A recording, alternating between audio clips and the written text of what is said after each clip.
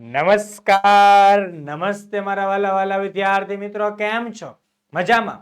હું વિશાલ વાઢેર આપ સર્વેનું હૃદયના ઉમળકાભેર ઓસીસી ના ઓનલાઈન એજ્યુકેશન પ્લેટફોર્મ પર ખૂબ ખૂબ હાર્દિક સ્વાગત કરું છું. વિદ્યાર્થી મિત્રો, આજે આપણે જોવાનું છે પોટેટો બેચની અંદર ખાસ એવું ધોરણ 7 એનો વિષય ગણિત, અને એમાં પણ ચેપ્ટર 1 એટલે કે પૂર્ણાંક સંખ્યાઓ, અને એમાં જોવાનું આજે સ્વાધ્યાય 1.1 જે તમારા માટે જબરદસ્ત છે અને ખૂબ જ ઉપયોગી છે. આ પોટેટો બેચના બધા જ વિડીયો તમારી માટે ખૂબ જ ઉપયોગી છે. પોટેટો સાહેબ, નામ જ કેમ પોટેટો? એટલા માટે યાર કે સૌને બધાને પસંદ હોય પોટેટો, બધાને ભાવે. એવી જ રીતે આપણે ગણિત બધાને ભાવતું કરવાનું છે, ગમતું કરવાનું છે. ગણિત અરે આમ લાગણી બંધાઈ જવી જોઈએ, એવી આપણે લાગણી બાંધવાની. એટલા માટે આપણી બેચનું નામ પોટેટો બેચ. લાગણીની બેચ પોટેટો બેચ, ગણિતની લાગણી ગણિતની પોટેટો બેચ. બરાબર છે? ચાલો, વિડીયોને લાઈક કરી દેજો, કોમેન્ટ કરજો, દોસ્તો મિત્રો સુધી મેક્સિમમ શેર કરી દેજો. હા, જોજો, ભૂલી ન જતા. ચાલો, વધુ સમય ન બગાડતા એક વાત ખાસ કહી દઉં કે થિયરીના વિડીયોઝ આપણે મૂકેલા છે, ખાસ જોઈ લેજો. ત્યારબાદ આ વિડીયો જોવાનો પ્રયત્ન કરશો તો તમને બધું જ સમજાઈ જશે. ચાલો, તો સમજવાનો પ્રયત્ન કરીએ. સ્વાધ્યાય 1.1 નો પ્રશ્ન 1 શું કહે છે? રકમ પૂર્ણાંક સંખ્યાઓની જોડી લખો જેનો સરવાળો -7 હોય. શું કીધું? પૂર્ણાંક સંખ્યાઓની જોડી લખો. પૂર્ણાંક સંખ્યા એટલે તમને ખ્યાલ છે ને? હા સાહેબ, ઋણ અનંત થી લઈને -3, -2, -1, 0, 1, 2, 3 થી લઈને ધન અનંત સુધીની સંખ્યાઓ. એટલે ઋણ અનંત થી 0 અને ધન અનંત સુધીની સંખ્યાઓ એટલે પૂર્ણાંક સંખ્યા. જોડી, જોડી એટલે બબે માં હોય. જોડી એટલે શું લખવાની? બે વસ્તુ સમજવાની. જોડીનો મતલબ શું સમજવાનો? બે. બે. હવે તમે ચપ્પલની જોડી બોલો એટલે તમને ડાબા પગનું ચપ્પલ આપે કે જમણાનું આપે? અરે સાહેબ, આવો મજાક હોય? બે પગના આપે ને. જોડી એટલે કે બે વસ્તુ એકબીજા સાથે કોમ્બિનેશનમાં હોય, ભેગી હોય, તેને શું કહેવામાં આવે? જોડી. એટલા માટે જુઓ, હવે આપણે તેનો જવાબ કેવી રીતે લખવાનો છે ખાસ ધ્યાન દે.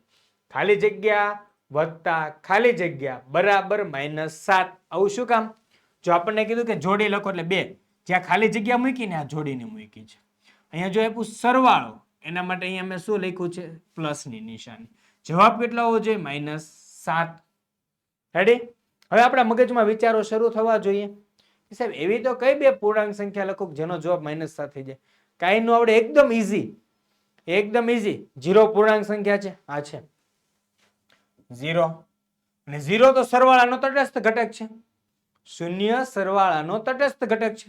તો -7 વત્તા 0, -7 વત્તા 0 તો બરાબર જવાબ આવે -7.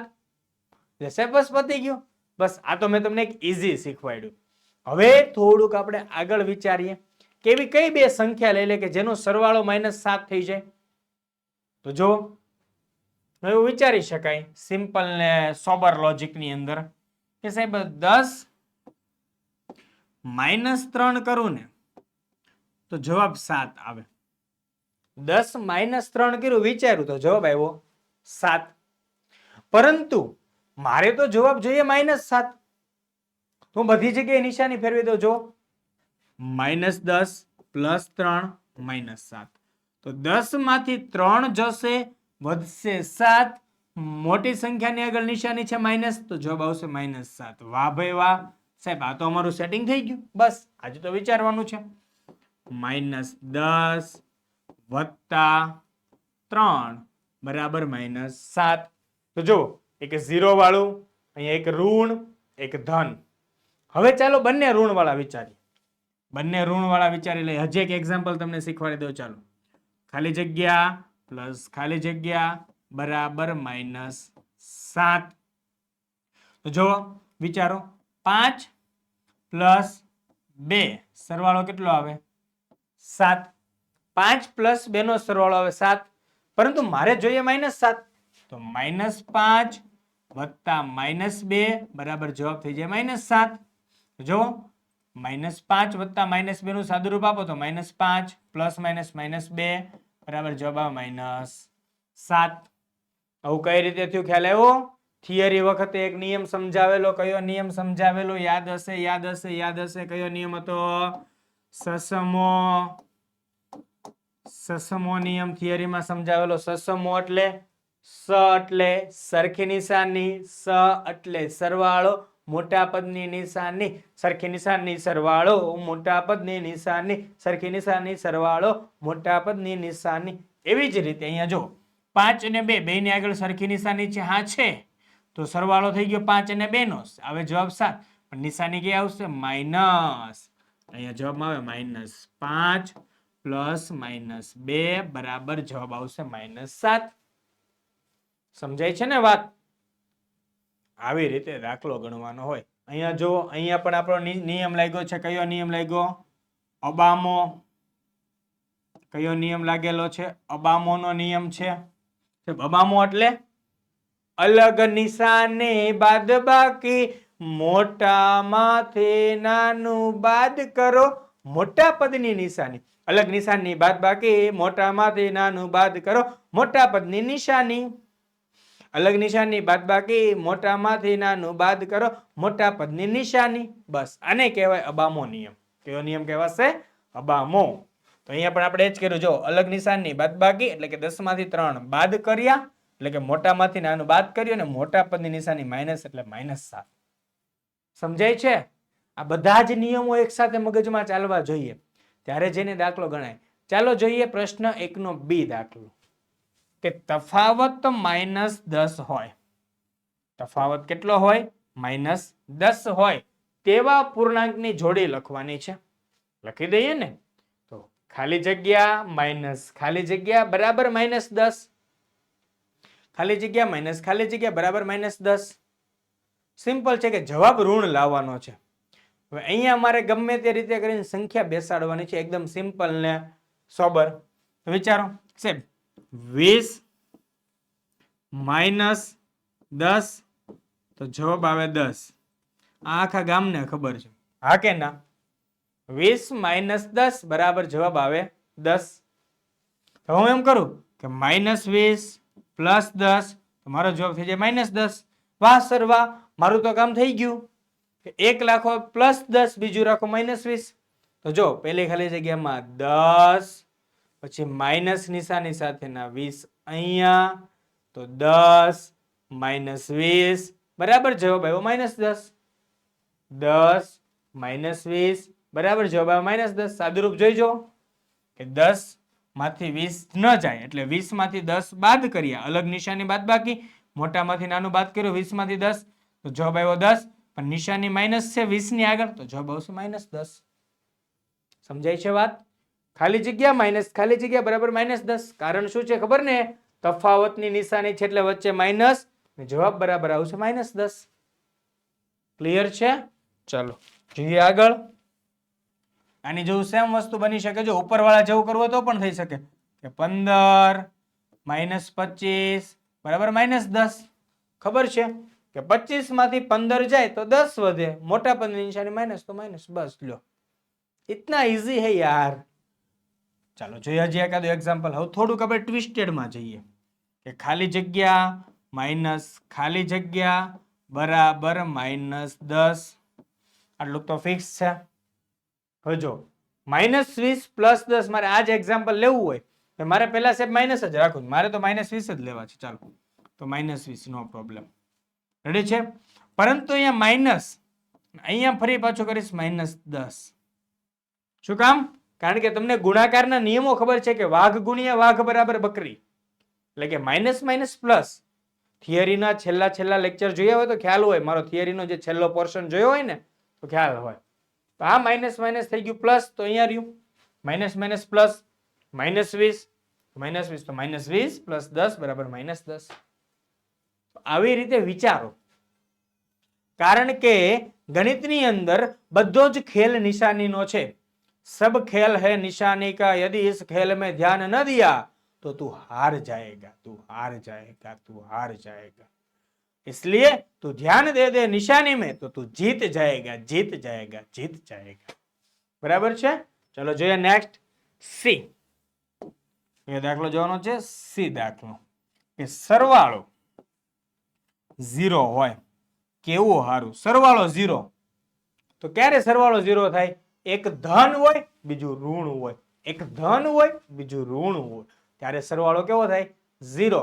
અને જે બે સંખ્યાનો સરવાળો 0 થાય તેને કેવી સંખ્યા કહેવાય? વિરોધી સંખ્યા. એટલે આ બંને ખાલી જગ્યાની અંદર એકબીજાની વિરોધી સંખ્યા લખવાની છે, એકબીજાની વિરોધી સંખ્યા. ચાલો તો હવે લખવી હોય તો 5 ની વિરોધી સાહેબ -5, 13 ની વિરોધી -13. બસ પતી ગયું.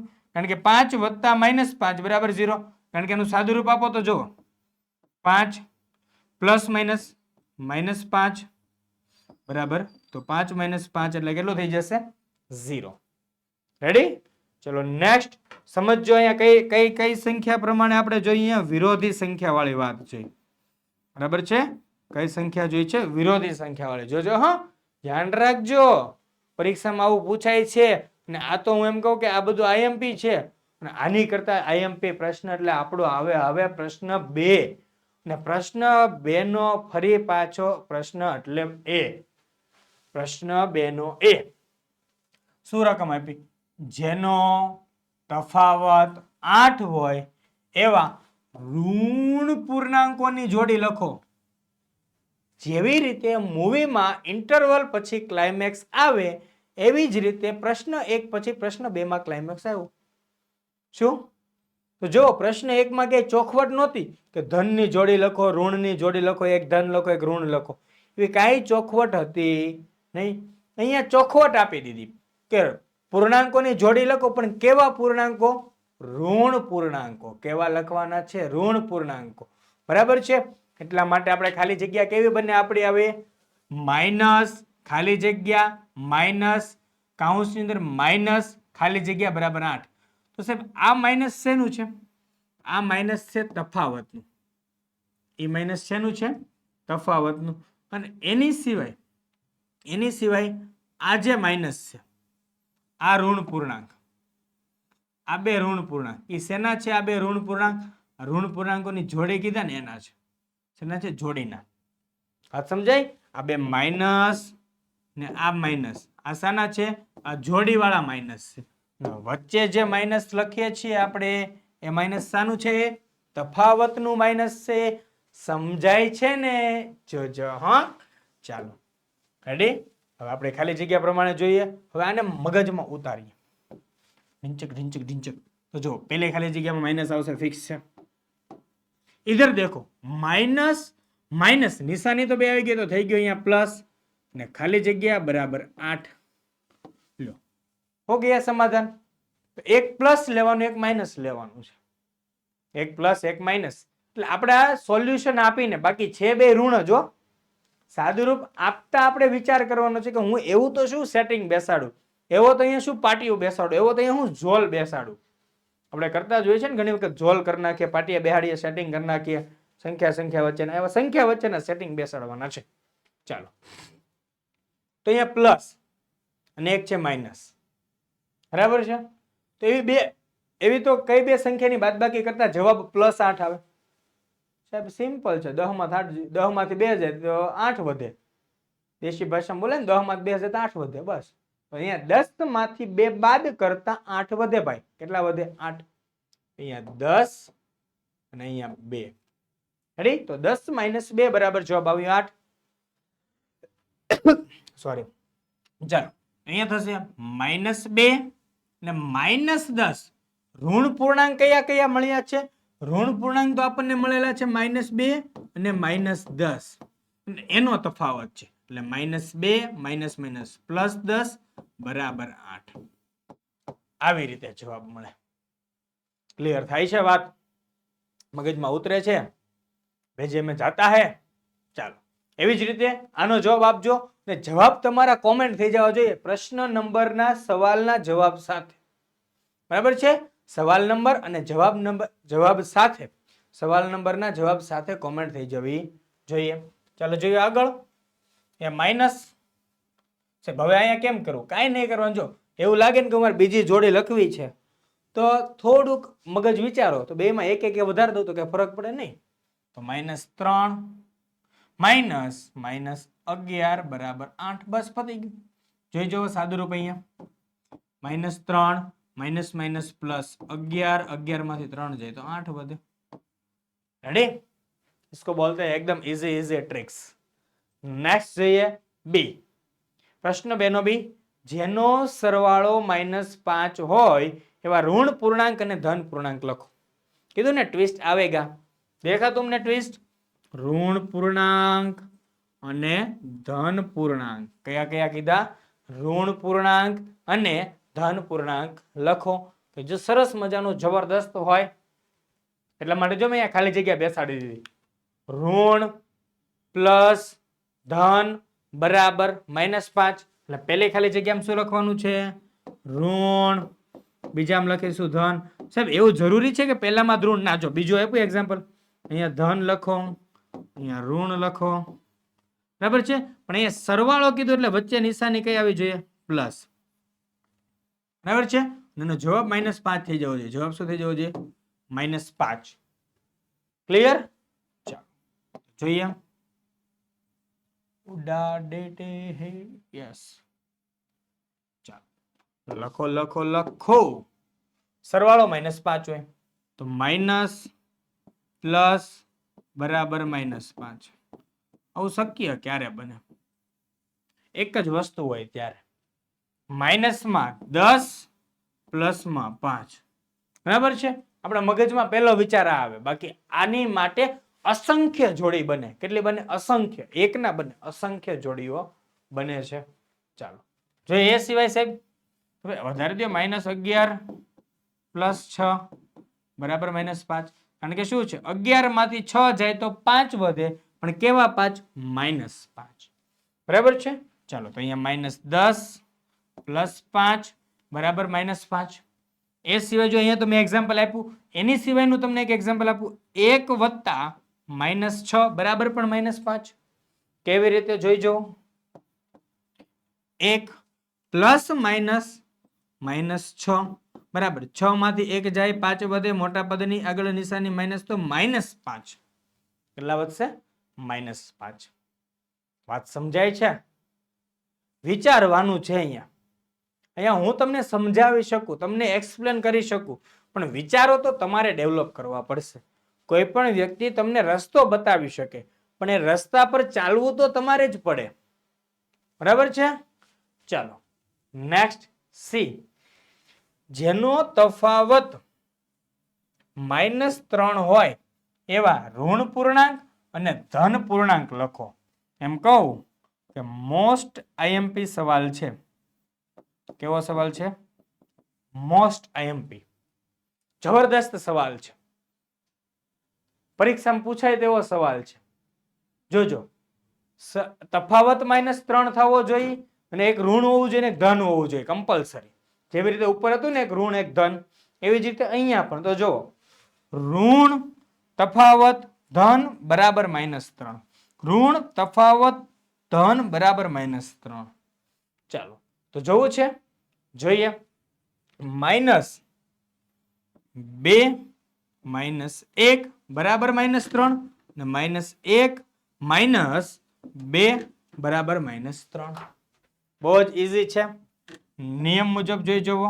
-2 અહીંયા થઈ જશે -1. સસમોનો નિયમ યાદ આવે? સસમો સરખી નિશાની સરવાળો મોટા પદની નિશાની. યસ. તો 2 અને 1 કેટલો થઈ જશે? 3 × 3 પણ કેવા? -3. નેક્સ્ટ -1 -2 બરાબર 2 ને 1 3 પણ કેવા? -3. સરખી નિશાની સરવાળો મોટા પદની નિશાની સરખી નિશાની સરવાળો. જો 2 અને 1 ની આગળ સરખી નિશાની છે માઇનસ માઇનસ. હા સર તો કરી દો ને સરવાળો.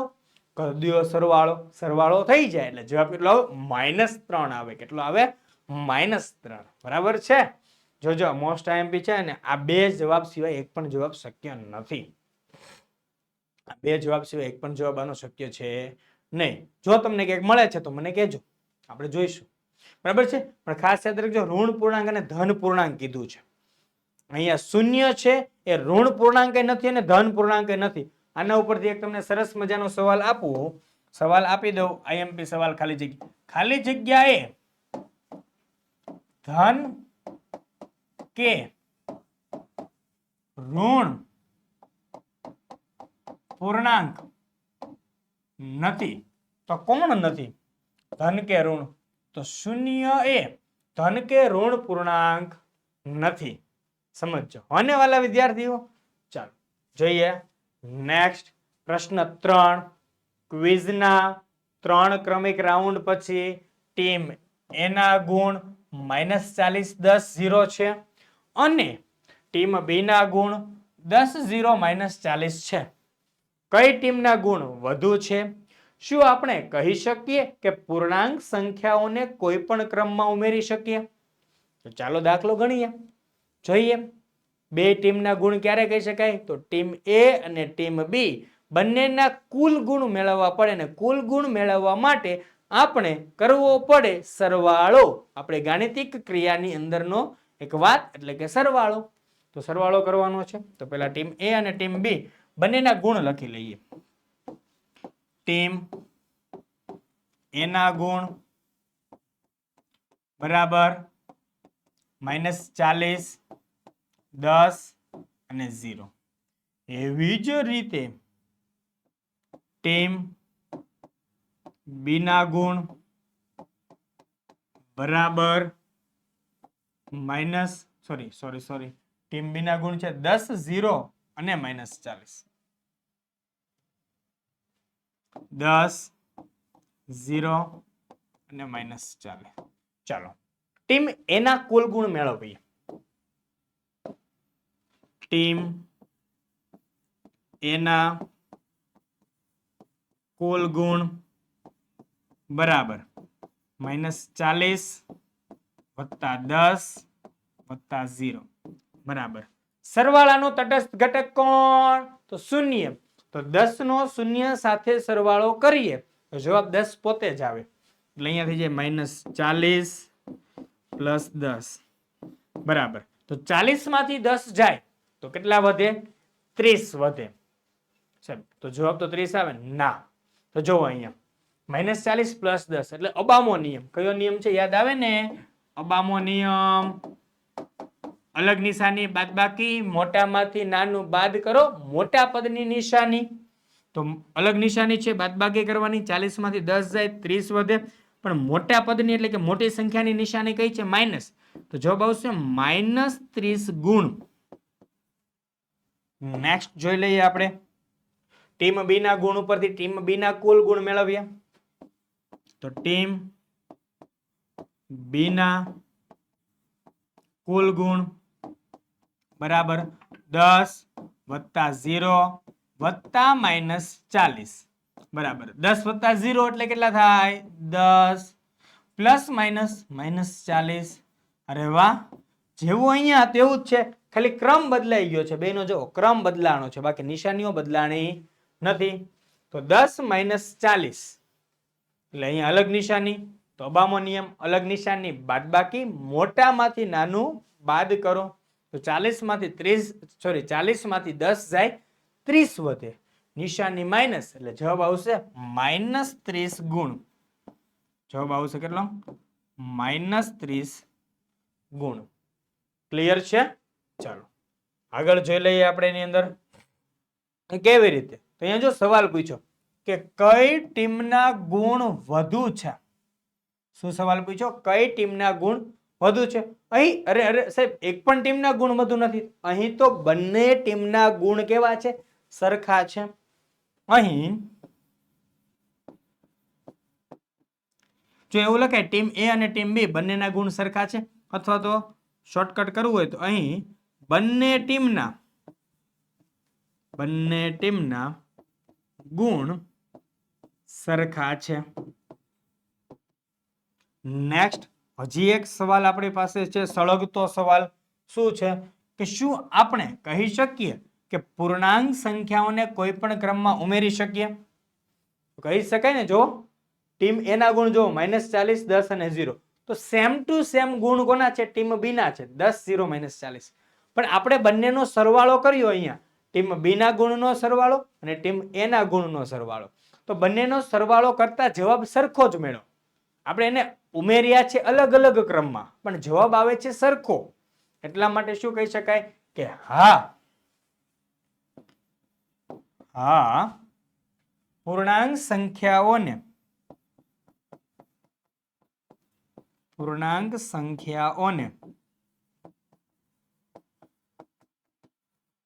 કોઈ પણ ક્રમમાં ઉમેરી શકાય. રેડી? અને એની માટેનું આપણે કારણ લખી દેવાનું. શું લખી દેવાનું? કારણ. ન લખો તો ચાલે, પરંતુ પરીક્ષામાં તમને કોઈ પણ જગ્યાએ બીજે પૂછાઈ શકે એ માટે હું કારણ લખી દઉં છું. કારણ કે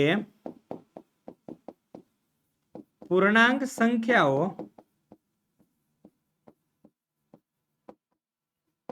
સરવાળા માટે સમક્રમી છે. કેવી છે? સમક્રમી છે. યાદ રહેશે? ખાસ ધ્યાનથી જોઈ લેજો. તમારી માટે મોસ્ટ ઇમ્પોર્ટન્ટ મુદ્દો સાબિત થઈ શકે છે આવડો. રેડી છે? પરીક્ષામાં કંઈક ને કંઈક પૂછાઈ જાય. છેલ્લા વ્હાઈટ કલર થી લખ્યું છે, ન લખો તો વાંધો નહીં, પરંતુ યાદ તો જરૂર રાખજો. રેડી? નેક્સ્ટ જોવાનો છે આપણે પ્રશ્ન 4. એ પણ બહુ મજાનો પ્રશ્ન છે. શું છે? કે નીચે આપેલ વિધાનોને સાચા બનાવવા માટે ખાલી જગ્યા પૂરો. નીચે આપેલ વિધાનોને સાચા બનાવવા માટે શું પૂરો? ખાલી જગ્યા પૂરો. પહેલી ખાલી જગ્યા -5 વત્તા -8 બરાબર -8 વત્તા ખાલી જગ્યા. તો સર આ કેવી રીતે ખાલી જગ્યા પૂરવાની? મને તો કઈ ખ્યાલ નથી આવતો. હું કેવી રીતે કરી શકું? ડોન્ટ વરી યાર. શું ક્રમનો નિયમ ભૂલાઈ ગયો? થિયરીમાં સમજાવેલો ક્રમનો નિયમ યાદ છે? a વત્તા b બરાબર b વત્તા ખાલી જગ્યા હોય તો જવાબ શું આવે? a આવે. યાદ છે ને? એવી જ રીતે -5 વત્તા -8 બરાબર -8 વત્તા જવાબ શું આવે? -5. હા સર યાદ આવી ગયું, સમજાઈ ગયું ને? બસ આ જ વાત છે. અહીંયા કયો નિયમ છે? જો અહીંયા કીધું નથી, પરંતુ હું તમને સમજાવું છું કે કયા નિયમ મુજબ ખાલી જગ્યા પૂરી. તો પૂર્ણાંક સંખ્યાઓના સરવાળા માટે ક્રમનો નિયમ અથવા ક્રમનો ગુણધર્મ, આ અંતર્ગત આપણે ખાલી જગ્યા પૂરેલી છે. બરાબર છે? આ નિયમનો ઉપયોગ કરીને. નેક્સ્ટ બીજી ખાલી જગ્યા જોઈએ. -53 વત્તા ખાલી જગ્યા બરાબર -53. -53 માં એવું તો શું ઉમેરું કે -53 ના 53 જ રહે. તો આપણને યાદ હશે સસુ સસુ સસુ. એવું સસુ ભૂલાઈ ગયું? સસુ ભૂલાઈ? જોજો યાદ કરાવી દો વેલા વાલીડા, યાદ કરાવી દો. સ એટલે સરવાળો, શું એટલે શૂન્ય. સરવાળાનો તટસ્થ ઘટક, સરવાળાનો કોણ? તટસ્થ ઘટક કોણ આવે?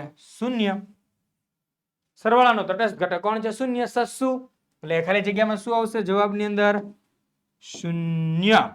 તો આપણે આના પરથી શું કહી શકાય કે શૂન્ય એ સરવાળાનો તટસ્થ અથવા તો એકમ ઘટક છે. શૂન્ય એ સરવાળાનો તટસ્થ અથવા તો એકમ ઘટક છે. નેક્સ્ટ ત્રીજું 17 વત્તા ખાલી જગ્યા બરાબર 0. 17 વત્તા ખાલી જગ્યા બરાબર 0. 17 માં એવું તો શું ઉમેરું કે જવાબ 0 થઈ જાય? તો એક સંખ્યાની એવી કઈ સંખ્યા ઉમેરું, એક સંખ્યાની એવી કઈ સંખ્યા ઉમેરું કે એનો જવાબ 0 થાય? એવી તો આપણી પાસે વ્યાખ્યા છે.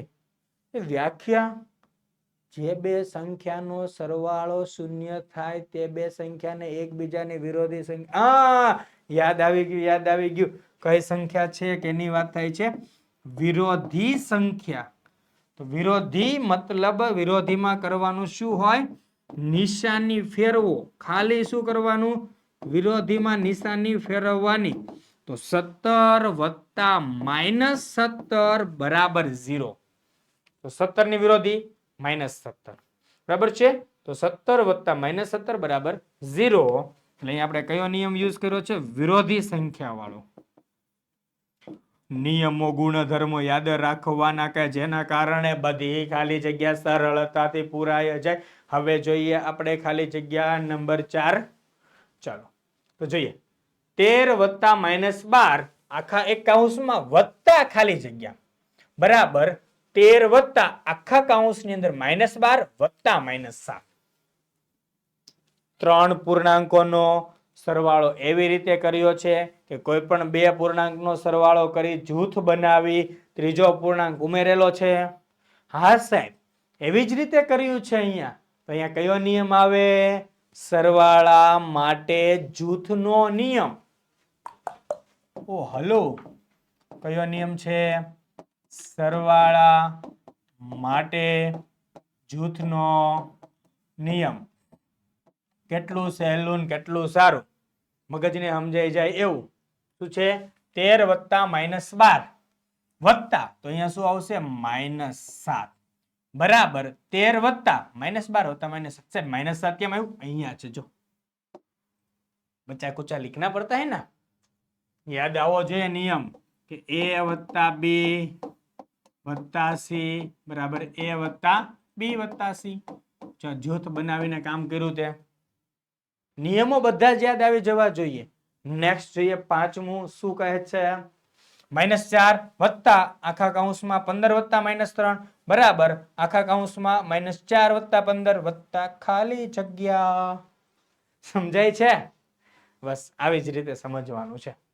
સાહેબ આ તો સમજાઈ ગયું. આયરું અહીંયા આ જ નિયમ બેઠો. કયો નિયમ આવે? સરવાળા માટે જૂથનો નિયમ. રેડી છે? તો -4 વત્તા 15 વત્તા -3 તો અહીંયા -4 વત્તા 15 તો અહીંયા -3 છે. તો અહીંયા જવાબ શું આવે? -3. ચાલો અહીંયા તમારું સ્વાધ્યાય 1.1 પૂરું થાય, પણ તમારી એક વાત બાકી છે હજી, જે આ લોકો અહીંયા આપી નથી. બરાબર છે? એ વાત શું છે કે એ થિયરીમાં મેં સમજાવી છે, તેમ છતાં ઘણી વખત પરીક્ષામાં પૂછાય છે તેવી એક્સ્ટ્રા વાત સાંભળીને જજો ભાઈ. એક્સ્ટ્રા વાત પૂછાઈ જાય પછી કહેતા નહીં. 5 ગુણ્યા કૌંસમાં 7 વત્તા -8 બરાબર 5 ગુણ્યા 7 વત્તા 5 ગુણ્યા ખાલી જગ્યા. તો શું છે? યાદ આવે છે? આનું મેં કીધું હતું તમને. હા સાહેબ, અમને થોડુંક થોડુંક યાદ આવે છે. હા, ગુણાકારનું સરવાળા પર વિભાજન. આવું એકાદું એક્સ્ટ્રા પણ પૂછાઈ જાય પરીક્ષામાં તો ક્યાંકથી ટેન્શન નહીં લેવાનું, જોઈ લેવાનું. OCC માં વિશાલ સાહેબે શીખવાડેલું જ હતું, ત્યાંથી જ પૂછાયેલું એવું જ થશે પરીક્ષામાં. બરાબર છે? ચાલો તો 5 ગુણ્યા 7 વત્તા 5 ગુણ્યા શું આવે? તો સાહેબ -8 આવે. શું આવે? -8. રેડી? ક્લિયર? કટ? યાદ રાખજો, આવું એક્સ્ટ્રા પૂછાઈ શકે પરીક્ષામાં. કંઈક ને કંઈક નવું પૂછાય તો ટેન્શન નહીં લેવાનું. આ બધું આપણી થિયરીનું જ છે ભાઈ. આપણી થિયરીમાં બધા જ ટોપિક કવર થાય. કોઈ ટોપિક લગભગ બાકી ન રહે. જો થિયરીમાં કંઈક તમને એવું લાગતું હોય તો મેં તમને દાખલામાં સમજાવ્યું હોય. બાકી આખો સિલેબસ કોર્સ જોવો, આખી બેચ જોવો એટલે ખ્યાલ આવી જ જાય કે આ આપણે શીખવાડેલું છે, એમાંથી જ છે. એના મુદ્દા, સંકલ્પના, કોન્સેપ્ટ યુઝ થયો હોય થયો જ હોય, એનો ઉપયોગ થાય જ. શા માટે પોટેટો બેચ? આ બેચ શા માટે આપણે ખરીદવાની છે એ જોવાનું છે. ચાલો, બરાબર છે? આ બેચની વિશેષતા શું છે? તો ગણિત છે ને એ બધું ખાલી દાખલા ગણવાનું એવું કઈ નથી.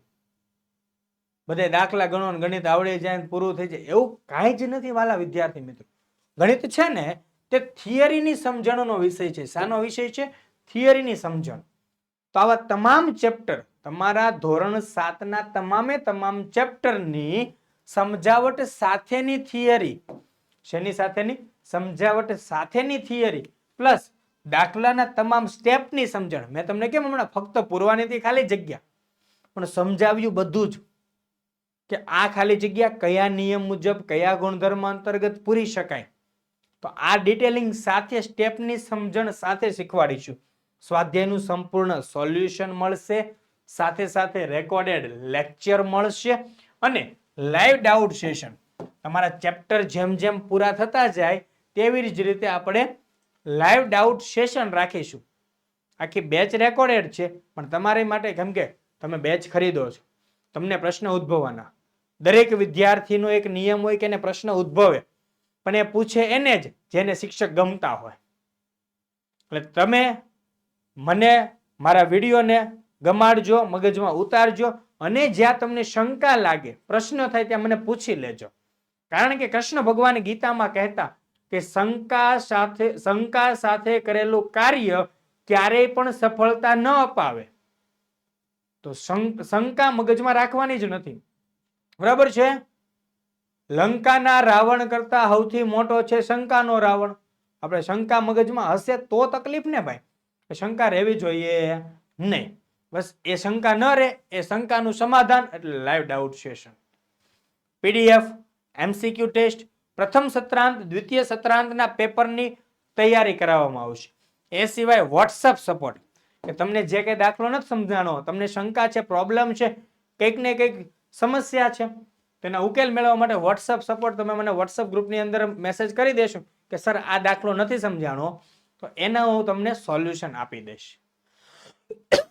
સોરી, એનું હું તમને સોલ્યુશન આપી દઈશ સરસ મજાનું. બરાબર છે?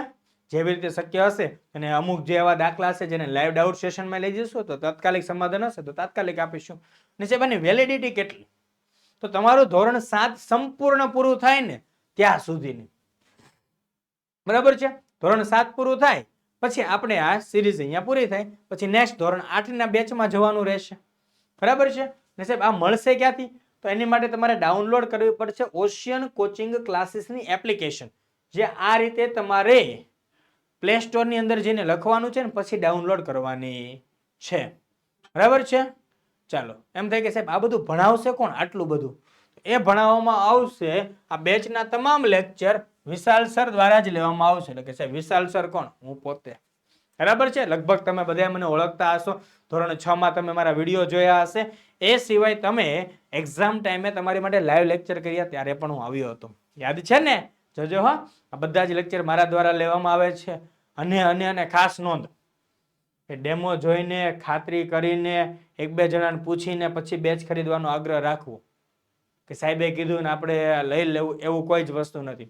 યુટ્યુબમાં મારા વિડીયો છે, એ વિડીયો જોઈ જોવો, 2-4 વિડીયો જોવો, તમને ત્યાંથી ખ્યાલ આવી જશે કે સર કેવું ભણાવે છે, કેવી રીતે ભણાવે છે, બધી જ ટીચિંગ સ્ટાઇલ ખબર પડી જાય. પછી તમારે ખરીદવાનો આગ્રહ રાખવો. કેમ કે યુટ્યુબની કોમેન્ટ પણ વાંચી લેજો. કોમેન્ટ સેક્શનની અંદરથી ખ્યાલ આવી જશે કે તમને કયા લેવલ સુધીનું ગણિત શીખવાડવામાં આવેલું છે. તમારું ગણિત જે છે ને એ પ્રિય બની જશે. કેમ? એટલા માટે તો બેચનું નામ રાખ્યું પોટેટો બેચ. તમને બટેકાનું શાક આપે અને તમને ન ભાવે એવું બને? કદાપી નહીં. બટેકાનું શાક આવે એટલે બધાને ભાવે. એવી જ રીતે આ ગણિત છે ને એને બટેકા જેવું બનાવી દીધું છે. ગણિતને એકદમ પ્રિય બનાવી દીધું છે. એટલે તમે હે ને ગણિત ભણશો ને મારી પાસેથી પછી શું બોલશો ખબર? કે આઈ લવ મેથ્સ. મેથ્સને પ્રેમ કરું છું. આવું તમારી માટે થઈ જશે. એટલું સરળ ગણિત આપણી પાસે જાણવા મળશે. બરાબર છે? ને સાહેબ તો તમે બહુ બધી ફી લેવાના છો, 5, 7, 10, 15,000 રૂપિયા. ના ભાઈ ના, આપણે આટલી બધી ફી રાખી જ નથી. તમને પરવડે, તમારા સુધી એમ થાય કે સરળ ગણિત મળી ગયું, એટલા માટે આપણી ફી ફક્ત છે 499. એટલે છે 499. 499 રૂપિયા ફીસ છે. હકીકતમાં તો 1000 રૂપિયા રાખી હતી, પણ અત્યારે શરૂઆતનો સમય છે, તમને 50% સુધીનું ડિસ્કાઉન્ટ આપેલું છે. તો 50% ડિસ્કાઉન્ટનો ભરપૂર લાભ લઈ લો વહેલા તે પહેલાના ધોરણે. પછી કહેતા નહીં કે જોજો સર અમે રહી ગયા. બરાબર છે? આવું ન થાય, ખાસ ધ્યાન રાખજો. વધારે કઈ માહિતી જોતી છે, પ્રોબ્લેમ છે કઈ, તો તમે કોન્ટેક્ટ કરી શકો છો 70 46 22 22 54 પર. એ નંબર છે 70 46 22 22 54 પર વધારે માહિતી માટે કોન્ટેક્ટ કરી શકો છો. અરે વાહ! તો અહીંયા આપણું 1.1 પૂરું થયું. બેચ શા માટે ખરીદવો તેની વિશેષતા પૂરી થઈ. તો હવે વિદ્યાર્થી મિત્રો આપણે ફરી પાછા મળવાના છીએ બેચની અંદર. તો બેચ ખરીદી લેજો ને ફટાફટ જોજો હો, રહી ન જતા ને પછી એમ થાય કે સર ફી વધી ગઈ, એવું કઈ થાય નહીં. એ માટે બેચમાં જોડાઈ જાઓ. તમને કઈ તકલીફ લાગે તો કોન્ટેક્ટ નંબર તમને આપેલો હતો, ત્યાં તમે કોન્ટેક્ટ કરી શકો છો. બરાબર છે, તમે તેના વિશે વધારે માહિતી મેળવી શકો છો. ઓકે, તો હું આપને વચ્ચેથી વિદાય લઈ રહ્યો છું. જય હિન્દ, જય ભારત, જય જય ગરવી Gujarat. Tata, bye bye, good bye. મળીએ પોટેટો બેચમાં.